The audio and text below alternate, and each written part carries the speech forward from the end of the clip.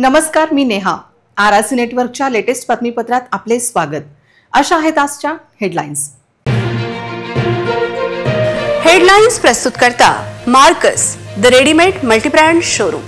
सर्वोत्तम quality, fresh stock, latest designs, reasonable rate. LRT college road, Raghuvanshi Mangal Karyalay के बाजू में, अकोला. न्यायमूर्ती भूषण गवई देशाचे नवे सरन्यायाधीश. विदर्भातील बार असोसिएशनने केला जल्लोष.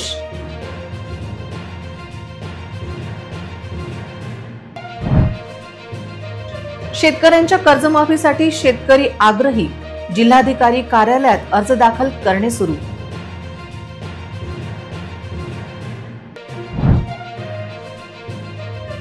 राधाकिसन प्लॉटवरील ओपन जिमचे साहित्य धूळ खात. मनपाचे दुर्लक्ष. सामान्य जनता झाली संतप्त. अचानक सोन्याच्या दरात मोठी घसरण. प्रति 10 ग्राम 55,000च्या खाली आले.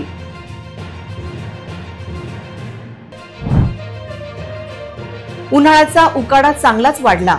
महावितरणाचा अघोषित भारनियमनाचा झटका. आता सविस्तर बातम्या. देशाच्या सर्वोच्च न्यायालयाच्या सरन्यायाधीशपदी न्यायमूर्ती भूषण गवई यांची नियुक्ती झाल्याची बातमी विदर्भात वाऱ्यासारखी पसरली आणि आनंदाचे वातावरण निर्माण झाले. अकोला आणि अमरावती येथील बार असोसिएशनने एकत्र येत या ऐतिहासिक क्षणाचा जल्लोष केला. मैं भूषण रामकृष्ण गवई, जो भारत के उच्चतम न्यायालय का मुख्य न्यायमूर्ति नियुक्त हुआ हूँ, जो भारत के उच्चतम न्यायालय का मुख्य न्यायमूर्ति नियुक्त हुआ हूँ, सत्यनिष्ठा से प्रतिज्ञा करता हूँ सत्यनिष्ठा से प्रतिज्ञा करता हूँ कि मैं विधि द्वारा स्थापित भारत के संविधान के प्रति मैं विधि द्वारा स्थापित भारत के संविधान के प्रति सच्ची श्रद्धा और निष्ठा रखूंगा. सच्ची श्रद्धा और निष्ठा रखूंगा. मैं भारत की प्रभुता और अखंडता अक्षुण्ण रखूंगा. मैं भारत की प्रभुता और अखंडता अक्षुण्ण रखूंगा. विदर्भातील विधिज्ञानी न्यायमूर्ती गवई यांच्या नियुक्तीला वैदर्भीय पुत्राचा गौरव म्हणून गौरवले आणि हा संपूर्ण विदर्भासाठी अभिमानाचा क्षण असल्याचे मत व्यक्त केले.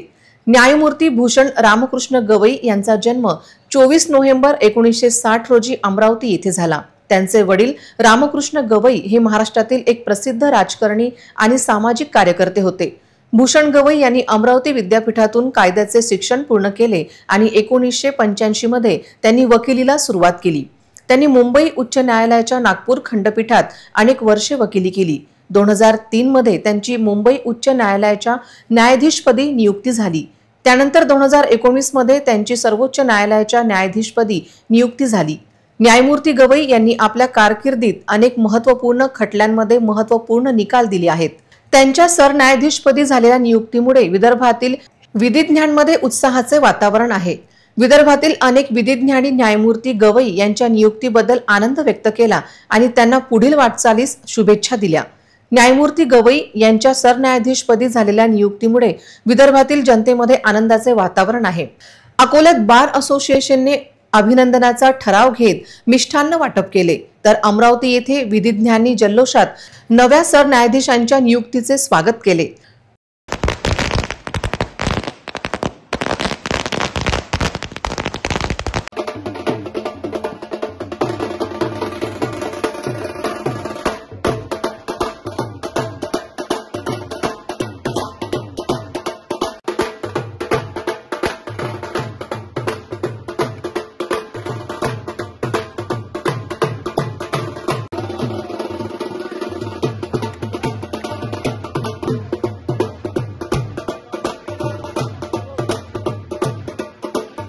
अमरावती का एक सुपुत्र, हमारे वकील संघ का एक सदस्य,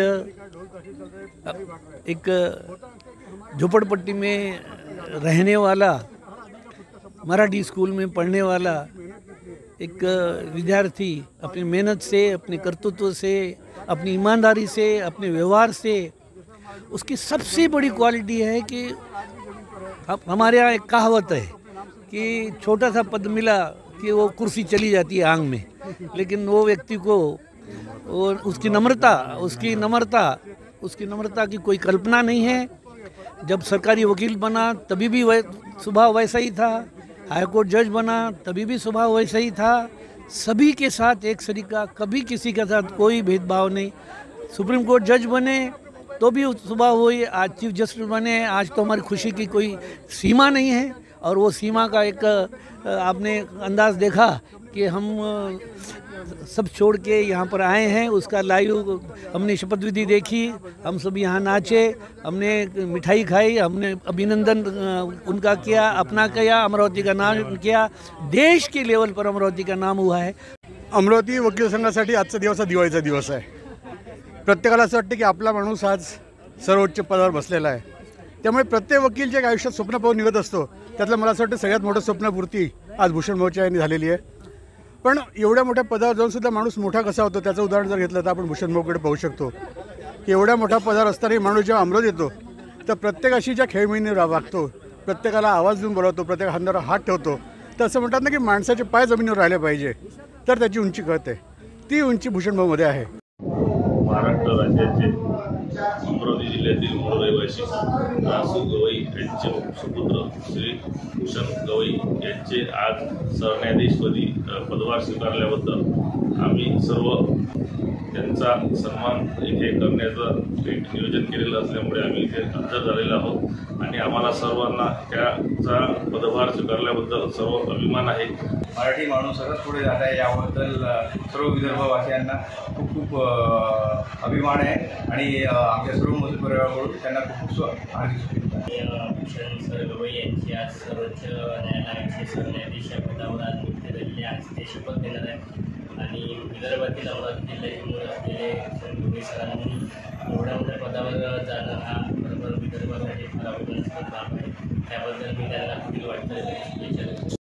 नमस्कार, एक आनंदाची गोष्ट आपल्या सर्वांसोबत मला शेअर करायची आहे, ती म्हणजे रासू गवई यांचे सुपुत्र आदरणीय भूषणरावजी यांचा 52वे सरन्यायाधीश म्हणून नियुक्ती झालेली आहे। त्यांनी शपथ ग्रहण केलेली आहे आणि ज्याला आपण गर्व महाराष्ट्राचा म्हणतो, आम्ही म्हणू की गर्व विदर्भाचा सुद्धा आहे। आणि संविधान आता खऱ्या अर्थाने आपल्याला न्याय द्यायला सुरुवात केली आहे संविधानाने, असं आपल्याला मानून घ्यायला किंवा समजून घ्यायला काहीच हरकत नाही। हे अकोल्यासाठी, अमरावतीसाठी आणि विदर्भासाठी अभिमानाची गोष्ट आहे। याच्या आधी सर्वोच्च पद जे आहे पश्चिम विदर्भाला प्रतिभाताई पाटील यांच्या रूपात भेटलेलं आहे, ते भारताचे राष्ट्रपती होऊन निवृत्त झालेले आहे। आणि दुसरं सर्वोच्च पद जे आहे सर्वोच्च न्यायालयाचे सरन्यायाधीशपदी हे भूषणजी गवई साहेबांनी मिळालेलं आहे। हे आमच्यासाठी खूप प्रेरणादायक आहे। सन्माननीय भूषण रामकृष्णजी गवई तारापूर जे अमरावती जिल्ह्यामध्ये आहे, दर्यापूर तालुक्यामध्ये, तिथले भूमिपुत्र, त्यांची आज सर्वोच्च न्यायालयाच्या 52वे सरन्यायाधीशपदी राष्ट्रपतींनी शपथ दिलेली आहे। आणि मला असं वाटतं की विदर्भातला, खासकर पश्चिम विदर्भासाठी अगदी भूषणावह हा गोष्ट आहे। त्यांच्या नावामध्ये भूषण आहे। मी त्यांना खूप खूप शुभेच्छा देतो, त्यांना शुभेच्छा देतो। जय हिंद, जय भारत। जिल्ह्यातील शेतकऱ्यांच्या कर्जमाफीचा प्रश्न अनेक दिवसांपासून शासन स्तरावर प्रलंबित आहे। शेतकऱ्यांना कर्जमाफीचा प्रश्न सुटावा याकरता जिल्हाधिकारी कार्यालयात आवक जावक विभागात अर्ज दाखल करण्याची प्रक्रिया सुरू करण्यात आली आहे। जिल्हाधिकारी कार्यालयात आतापर्यंत 200च्या वर शेतकऱ्यांनी कर्जमाफीसाठी अर्ज दाखल केली असून अर्ज एकत्रित जमा करून जिल्हा उपनिबंधक यांच्या कार्यालयात पाठवण्यात येणार असल्याची माहिती सूत्रांनी दिली आहे। आतापर्यंत 200हून अधिक शेतकऱ्यांनी कर्जमाफीसाठी आपले अर्ज दाखल केले आहेत। हे सर्व अर्ज एकत्रित करून पुढील कार्यवाहीसाठी जिल्हा उपनिबंधक यांच्या कार्यालयात पाठवले जाणार आहेत। त्यामुळे कर्जमाफीच्या प्रतीक्षेत असलेल्या शेतकऱ्यांसाठी एक महत्त्वाची घडामोड आहे। आता हे अर्ज उपनिबंधक कार्यालयात कधी पाठवले जातात आणि पुढील प्रक्रिया काय होते याकडे शेतकऱ्यांचे लक्ष लागलेले आहे। दरम्यान कर्जमाफीचे अर्ज दाखल करण्यासाठी ही गर्दी का असा प्रश्न अनुत्तरित आहे। शहरातील राधाकिशन प्लॉट परिसरात ओपन जिमसाठी आणलेले लाखो रुपयांचे साहित्य दुडखात पडले आहेत। हे साहित्य नुसतं डोळ्यांनी पाहून एक्सरसाइज करायची काय असा प्रश्न आता विचारला जात आहे। राधाकिशन प्लॉट येथे अनेक दिवसांपासून हे साहित्य जागेवरच असल्याने त्याला गंज चढू लागला आहे। विशेष म्हणजे हे उपयुक्त व्यायाम साहित्य बनवण्यासाठी अद्याप कुणीही पुढे आलेलं नाही असे चित्र दिसत आहे। डोळ्यांनी फक्त पाहूनच संपूर्ण शरीराचा व्यायाम होईल काय असा उपहासात्मक प्रश्न आता विचारला जात आहे। प्रशासनाच्या उदासीनतेमुळे हे मौल्यवान साहित्य वाया जाण्याची शक्यता निर्माण झाली असून नागरिकांना शारीरिक व्यायामासाठी आवश्यक सुविधांपासून वंचित राहावे लागत आहे। संबंधित विभागाने तातडीने लक्ष देऊन हे साहित्य बसवावे अशी मागणी जोर धरू लागली आहे। महापालिका योग्य ठिकाणी हे साहित्य लावून जनतेसाठी कधी खुले करणार असा प्रश्न उपस्थित होत आहे। जिमचे साहित्य पण खरेदी केलेले आहेत आणि हजारो रुपये खर्च करून मशिनरी आणण्यात आल्या, परंतु ते सगळ्या मशिनरी धूळखात बसलेले आहे। पण मात्र या महानगरपालिकेच्या वरिष्ठ अधिकाऱ्याने जर याकडे लक्ष दिलं तर इथल्या नागरिकांसाठी एक ओपन जिम सुरू होते आणि नागरिकांचे आरोग्य सुद्धा सुदृढ राहू शकते। मी जिथे उभी आहे तिथे गेटला सध्या लॉक आहे, पण आमचे कॅमेरा पर्सन तुम्हाला राणी सती धामच्या पाठीमागे जे खुल्या जागेत मंदिराच्या मागे खुल्या जागेत एक जिमच्या मशिनरीज काही दाखवत आहेत, त्या तशाच मशिनरी धूळखात पडलेल्या आहेत। ओपन जिम सुरू करण्याचा मुहूर्त गेल्या काही वर्षापासून महानगरपालिकेला मिळाला नसल्याने सदरच्या महागड्या मशिनरी ह्या धूळखात पडलेल्या आहेत। महानगरपालिकेच्या वरिष्ठांचं अधिकाऱ्यांचे याकडे लक्षच नाही। सोन्याच्या किमतीत मोठी घसरण झाली आहे। सोन्याचा दर आज म्हणजे बुधवारी प्रति 10 ग्रामसाठी 94,444 रुपयावर आला आहे। 22 एप्रिल रोजी सोन्याचा दर 1 लाख रुपयापर्यंत पोहोचला होता। सोन्याच्या दरात आता तोड्यामागे 20 दिवसात जवळपास 5,500 रुपयांची घसरण झाली आहे। ही सोन्याच्या दरातील मोठी घसरण मानली जात आहे। भारत पाकिस्तान युद्ध थांबल्यामुळे आणि अमेरिका चीनमधील व्यापार युद्ध टळल्यामुळे आंतरराष्ट्रीय बाजारात वेगाने घडामोडी सुरू आहेत। त्यामुळे आगामी काळात सोन्याच्या दरात बऱ्यापैकी घसरण पाहायला मिळेल असा तज्ञांचा अंदाज आहे। सध्याचा काळ हा लग्नसराईचा असल्याने सोन्याच्या दरातील ही घसरण सामान्य वर्गाच्या पथ्यावर पडणारी मानली जात आहे। आगामी काळात सोन्याचा भाव आणखी किती खालपर्यंत घसरणार हे पाहणे औत्सुक्याचे ठरणार आहे। गेल्या काही आठवड्यापासून उच्चांकी पातळीवर असलेला सोन्याचा दर आता घसरणीच्या मार्गावर आहे। आज 24 कॅरेट सोन्याचा दर प्रति 10 ग्रॅम 94,444 रुपये इतका नोंदवण्यात आला आहे।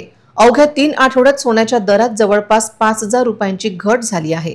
लग्नसराई सुरू असल्यामुळे अनेक ग्राहक ही घसरण खरेदीसाठी अनुकूल मानत आहेत। त्यामुळे सराफा बाजारामध्ये ग्राहकांची उपस्थिती वाढत आहे। स्थानिक सराफा व्यावसायिकांच्या घर आणि दुकानावर आयकर खात्याने आज धाड टाकत सर्च ऑपरेशन केले। ही मोठी कारवाई असून अकोला अमरावती येथील प्रतिष्ठानांवर कारवाई होत आहे। अकोला शहरातील गांधी रोड या भागात आज सकाळी 6 वाजतापासून छत्रपती संभाजीनगर तसेच नागपूर येथील इन्कम टॅक्स विभागाने धाड सत्र राबविले आहे। आपण माझ्या पाठीमागे बघू शकता, इथे मोठ्या प्रमाणात इन्कम टॅक्सच्या डिपार्टमेंटच्या गाड्या उभ्या आहेत। स्थानिक सराफा बाजारात आज सकाळपासूनच आयकर विभागाने मोठी कारवाई सुरू केली आहे। शहरातील विविध नामांकित सराफा व्यावसायिकांच्या प्रतिष्ठानावर एकाच वेळी धाड टाकण्यात आल्याने एकच खळबळ उडाली आहे। मोठ्या पोलीस बंदोबस्तात आयकर विभागाचे अधिकारी कसून तपासणी करत आहेत। प्राप्त माहितीनुसार आयकर विभागाच्या पथकांनी शहरातील प्रमुख सराफा दुकाने आणि त्यांच्या संबंधित ठिकाणांवर अचानकपणे धडक दिली। या कारवाईमुळे व्यापारी वर्गात एकच गोंधळ निर्माण झाला। सध्या आयकर विभागाचे अधिकारी प्रत्येक दुकानातील कागदपत्रे, स्टॉक आणि इतर आर्थिक व्यवहारांची बारकाईने तपासणी करत आहेत। मात्र या धाडीचे नेमके कारण काय आहे याबाबत कोणतीही अधिकृत माहिती मिळू शकलेली नाही। आयकर विभागाच्या अधिकाऱ्यांनी या संदर्भात पूर्णपणे चुप्पी साधली आहे। त्यामुळे तर्कवितर्कांना उधाण आले आहे। या मोठ्या कारवाईमुळे शहरातील सराफा व्यावसायिकांमध्ये भीतीचे वातावरण पसरले आहे। अनेक व्यापारी आपली दुकाने बंद करून आहेत। आयकर विभागाची ही कारवाई किती दिवस चालणार आणि यातून काय निष्पन्न होणार याकडे आता सर्वांचे लक्ष लागले आहे। धाडीच्या कारणाबद्दल अधिकृत माहिती मिळाल्यानंतर पुढील वृत्त दिले जाईल। नेमकी ही धाड कशा संदर्भात टाकण्यात आलेली आहे हे अद्याप कळू शकले नाही। अकोला शहरातील एकूण 5 दुकानांवर ज्वेलर्सच्या दुकानावर सदरची धाड सत्र राबविण्यात आले आहे। या धाड सत्र राबविल्यामध्ये अकोला शहरामध्ये एकच खळबळ उडाली आहे। छत्रपती संभाजीनगर तसेच नागपूर येथील इन्कम टॅक्स विभागाने सदरची धाड सत्र राबविल्याचे समजते। कोणताही अनुचित प्रकार घडू नये याकरता इन्कम टॅक्स विभागाने रितसर पोलीस बंदोबस्तामध्ये सदरची धाड सत्र हे राबविले आहे। RRC न्यूज करता कॅमेरा पर्सन पवन इंगळेसह सुरेश राठोड, अकोला। इतर घडामोडींचा आपण आढावा घेणार आहोत मात्र छोट्याशा विश्रांतीनंतर। गेल्या 3 वर्षांपासून नगरसेवक नाहीत, लोकशाहीत लोकप्रतिनिधी नाहीत, शहरात वाढल्या समस्यांचा डोंगर। बचपना से बुढ़ापा आ गया लेकिन नायगाव की स्थिति जैसी है वैसी ही है। एक्झॅक्ट बिलकुल तुम्ही माझ्या अगदी सोबतच आहे। बघा खाली बघू शकतात, माझा कॅमेरा पर्सन तुम्हाला दाखवू शकतात। अण्णाभाऊ साठे चौक, डाबकी रोड, इथला एकंदरीत सुरुवातच बघा अशी झालेली आहे. आपण शिरोड्याच्या मध्यभागात आहोत, भारतनगर इथे आपण आलेलो आहोत. सगळ्यात मोठा अकोल्यात जर मुद्दा येत असेल तो म्हणजे कचऱ्याचा. माझे दर्शक आता याच्यावर तुम्हीच विचार करा की कितपत हे योग्य आहे आणि कितपत नाही आहे. तेव्हा पहा अकोलेकरांच्या खऱ्या समस्या. RRC न्यूज आणत आहे महापालिका फोकस. विश्रांतीनंतर पुन्हा एकदा तुम्हा सर्वांचं हार्दिक स्वागत. शहरातील उस्मान आझाद शाळेतील लिपिक आणि अकोटफैल भागातील रहिवासी असलेले एहसानुल्ला खान यांचे 13 मे रोजी हरम शरीफमध्ये खाने काबा समोर नमाज पठण करताना निधन झाले. ते जोहरची नमाज अदा करत असताना 4थ्या रकातमध्ये असतानाच त्यांची प्राणज्योत मालवली. एहसानुल्ला खान यांचे काबा शरीफमध्ये निधन झाले. जगभरातून लाखो हाजी हज यात्रेसाठी सौदी अरेबियामध्ये दाखल होत आहेत. अकोल्याचे एहसानुल्ला खान देखील हजसाठी मक्का येथे पोहोचले होते. नमाज पठण करत असताना त्यांनी अखेरचा श्वास घेतला. प्रत्येक मुसलमानांची अशी इच्छा असते की त्यांचा मृत्यू मक्का किंवा मदिना या पवित्र भूमीत व्हावा. अकोल्यातील एहसानुल्ला खान यांचे खाना ए काबा समोर नमाजमध्ये असताना निधन झाले. एहसानुल्ला खान हे हज यात्रेसाठी मक्का येथे पोहोचले होते आणि तिथेच त्यांचा सुपूर्द एक खाक दफन केले जाणार आहे. एहसानुल्ला खान यांच्या निधनाची बातमी अकोल्यात पोहोचतानाच शोककळा पसरली, पण त्यासोबतच त्यांच्या नशिबाचं कौतुकही होत आहे. खाने काबा समोर नमाज पडताना देहत्याग करणे हे केवळ भाग्यवान व्यक्तींनाच लाभते असे मानले जाते. त्यांच्या कुटुंबियांना या दुःखातून सावरण्यासाठी अल्लाह शक्ती देव अशी प्रार्थना प्रत्येक जण करत आहे. रतनलाल प्लॉट येथील ऑटोक्रेट कोचिंग क्लासेसच्या स्टेट आणि CBIच्या विद्यार्थ्यांनी यश संपादन करत उत्कृष्ट निकालाची परंपरा कायम ठेवली आहे. या नेत्रदीपक यशाबद्दल विद्यार्थी आणि पालकांनी ऑटोक्रेट कोचिंगचे संचालक शारिक डोकडिया यांचे अभिनंदन केले. महाराष्ट्र राज्य माध्यमिक शिक्षण मंडळ आणि केंद्रीय माध्यमिक शिक्षण मंडळ या दोन्ही अभ्यासक्रमांच्या 10वी बोर्ड परीक्षेत नेत्रदीपक यश संपादन केले आहे. विशेष म्हणजे ऑटोक्रेटने सलग दुसऱ्या वर्षी 100% निकाल नोंदवून जिल्ह्यात आपल्या उच्च शैक्षणिक दर्जाची पताका फडकवत ठेवली आहे. यावर्षीच्या निकालात ऑटोक्रेटच्या विद्यार्थ्यांनी उत्कृष्ट कामगिरी केली आहे. 30% पेक्षा अधिक विद्यार्थ्यांनी 90% पेक्षा जास्त गुण मिळवले, तर 55% पेक्षा जास्त विद्यार्थ्यांना 80%हून अधिक गुण प्राप्त झाले आहेत. गणितात 22 विद्यार्थ्यांनी 90 पेक्षा जास्त गुण मिळवले. विज्ञान विषयात 21 विद्यार्थ्यांनी 90 पेक्षा जास्त गुण मिळवले. अनेक गुणवंत विद्यार्थ्यांनी गणित, विज्ञान, सोशल सायन्स आणि संस्कृत यासारख्या विषयात 100 पैकी 100 गुण मिळवून शैक्षणिक उत्कृष्टतेचा नवा मापदंड स्थापित केला आहे. ऑटोक्रेट कोचिंग क्लासेसची स्थापना 1992 मध्ये अली अकबर खामोसी सर यांनी केली होती. 2019 पासून संस्थेचे यशस्वी संचालक गणित आणि विज्ञान विषयातील तज्ज्ञ शिक्षक शारिक डोकडिया करत आहेत. विद्यार्थ्यांमध्ये ते अत्यंत लोकप्रिय आहेत. ऑटोक्रेटमध्ये टेस्ट बोर्ड आणि CBSE अभ्यासक्रमांसाठी विशेष क्लासेस आहेत. इंग्रजी माध्यम आणि सेमी इंग्लिशच्या विद्यार्थ्यांसाठी खास मार्गदर्शन केले जाते. सर्व विषयांसाठी अनुभवी आणि तज्ज्ञ शिक्षक वृंद आहेत. विद्यार्थ्यांसाठी शिस्तबद्ध सहकार्याचे आणि प्रेरणादायी वातावरण मोलाचे ठरते. विद्यार्थ्यांनी आणि पालकांनी ऑटोक्रेट कोचिंग क्लासेसच्या शिक्षक पद्धतीची, येथील शिस्तीची आणि शिक्षकांच्या समर्पित वृत्तीची मुक्तकंठाने प्रशंसा केली आहे. हा निकाल केवळ एका परीक्षेतील यश नाही, तर गुणवत्तापूर्ण शिक्षण आणि प्रामाणिक प्रयत्नांच्या जोरावर मिळवलेली एक प्रेरणादायी यशोगाथा आहे. हेलो एवरीवन, मेरा नाम तैबा तबानी है और मैंने अपनी 10th standard Autocrat coaching classes से की है. मुझे 10th में 96.4% मिले हैं और ये सब सिर्फ मेरे पेरेंट्स और शारिक सर और पूरी ऑटोक्रेट की फैमिली की वजह से पॉसिबल हुआ है. Thank you so much autocrat. आज का इतना भी श्रेय सबसे पहले मेरे पेरेंट्स को और दूसरा ऑटोक्रेट फैमिली को, शारिक सर और पूरे स्टाफ को. अगर ये ना होते तो मेरा 90 बढ़ना बहुत मुश्किल हो जाता.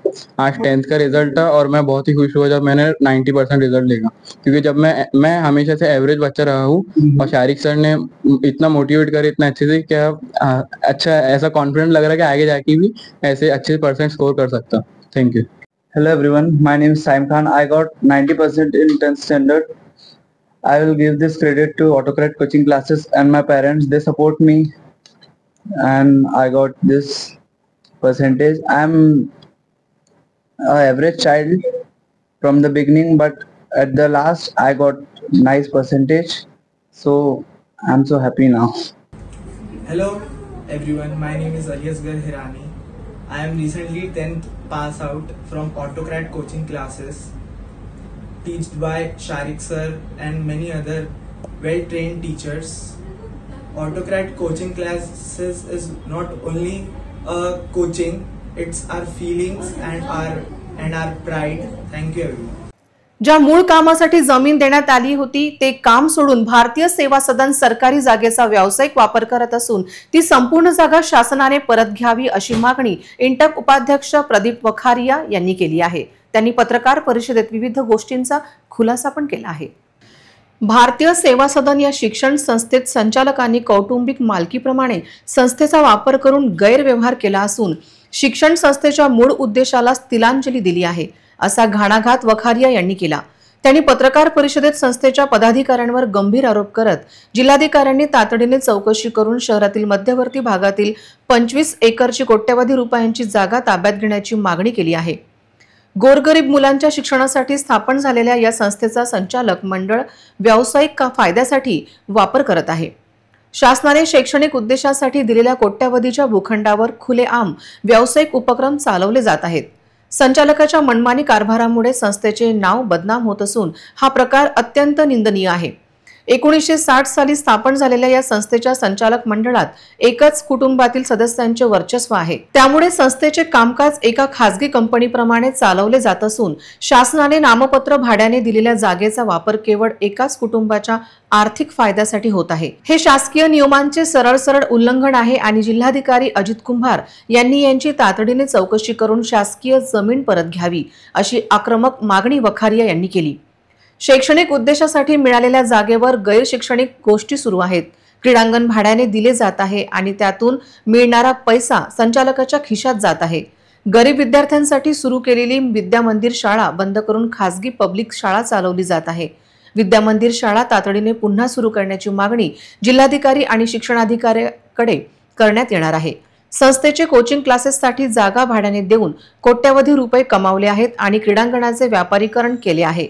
शासनाने शैक्षणिक उद्देशासाठी दिलेल्या जागेचा खुलेआम भंग होत असल्याने जिल्हाधिकाऱ्यांनी तातडीने कारवाई करून ही जागा ताब्यात घ्यावी, अन्यथा संस्थेविरुद्ध कठोर शासकीय कारवाई करावी अशी मागणी प्रदीप वखारिया यांनी एका पत्रकार परिषदेत केली आहे. स्वर्गीय राधा देवी गोयनका, जिन्होंने सावित्रीबाई फुले इनके पद चिन्हों पर चल कर लड़कियों की स्कूल कॉलेज अकोला में स्थापित की और अकोला में ही नहीं बल्कि पूरे विदर्भ में लड़कियों के कॉलेज और स्कूल आज एक नाम रोशन हुआ था. लेकिन आज जो संस्था जिस जगह पे है वो संस्था का भूखंड शासकीय भूखंड है. कई लोगों की शासकीय भूखंड पे नजर है, उनके खिलाफ उसी के साथ में जो संस्था चला रहे संस्था चालक उसमें केवल नाते गोते के संबंध से जो वोटिंग पावर पे खुद के मालकी हक की प्रॉपर्टी समझकर शैक्षणिक क्षेत्र के नाम पर केवल अपना परिवार चला रहे, उसके खिलाफ ये मेरा लड़ा है.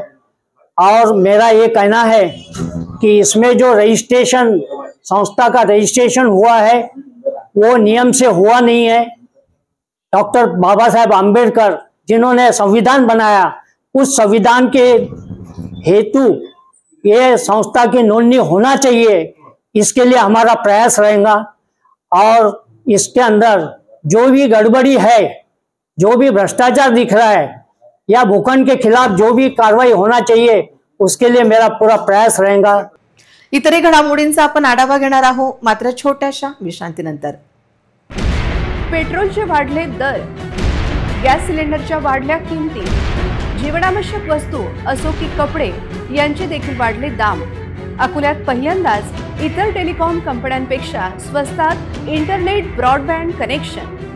RRC नेटवर्क प्रायव्हेट लिमिटेडद्वारे स्वस्तात इंटरनेट कनेक्शनच्या संधीचा फायदा घ्या आणि बचत करा. निम्म्या पैशात मिळवा internet broadband connection. RRC network private limited.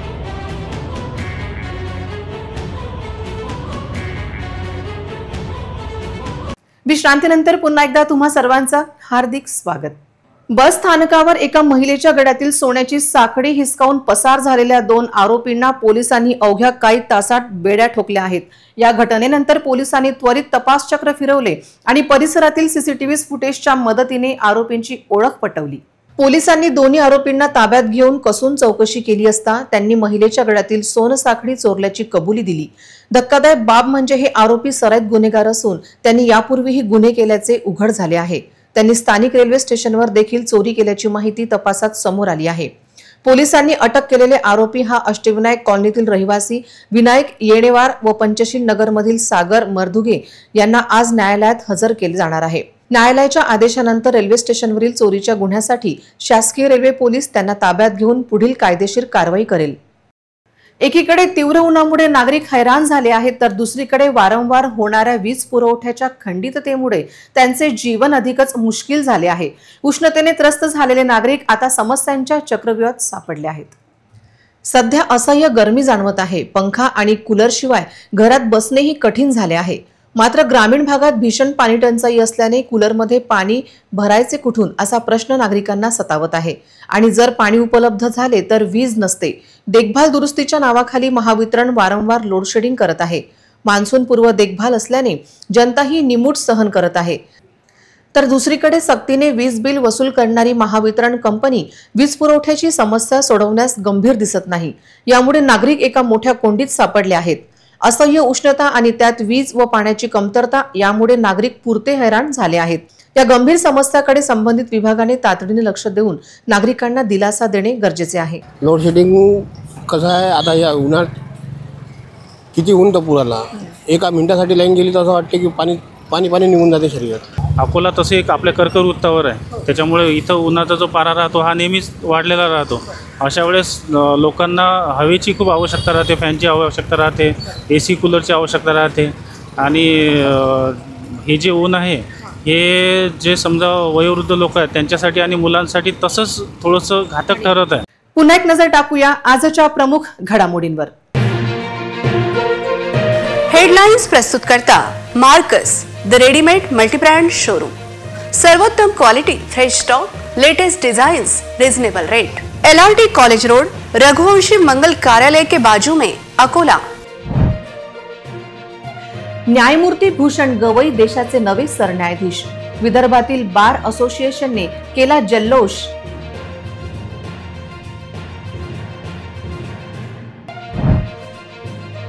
शेतकऱ्यांच्या कर्जमाफीसाठी शेतकरी आग्रही। जिल्हाधिकारी कार्यालयात अर्ज दाखल करणे सुरू।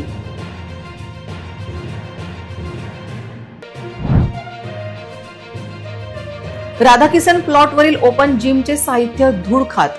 मनपाचे दुर्लक्ष, सामान्य जनता झाली संतप्त। अचानक सोन्याच्या दरात मोठी घसरण, प्रति 10 ग्राम 55,000च्या खाली आले।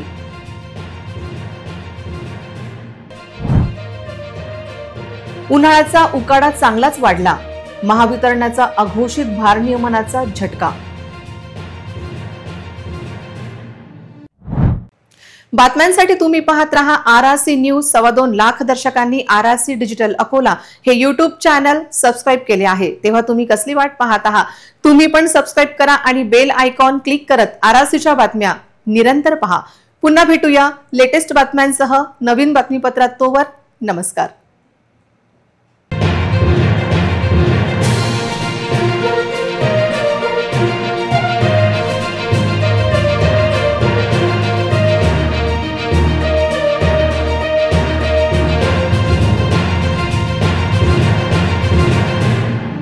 सिटी न्यूज सुपरफास्ट आणि RRC नेटवर्कचा धमाका ऑफर।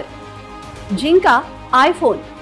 1 एप्रिल ते 31 मे दरम्यान रहा RRC नेटवर्क सोबत आणि जिंका आयफोन। अकोला शहरात, आपल्या घरी, आपल्या दुकानात, आपल्या प्रतिष्ठानात लावा 1 वर्षासाठी RRC broadband internet connection. Akola आणि पश्चिम विदर्भातील ताज्या घडामोडी पाहण्यासाठी लावा RRCचे 1 वर्षासाठी केबल कनेक्शन। आणि city news superfast, RRC news, city live social media reel मध्ये करा आपली जाहिरात आणि मिळवा आयफोन जिंकण्याची संधी। लकी ड्रॉ जून महिन्याच्या पहिल्या आठवड्यात। अधिक माहितीसाठी संपर्क 90 75 01 28 54 70 20 59 83 98।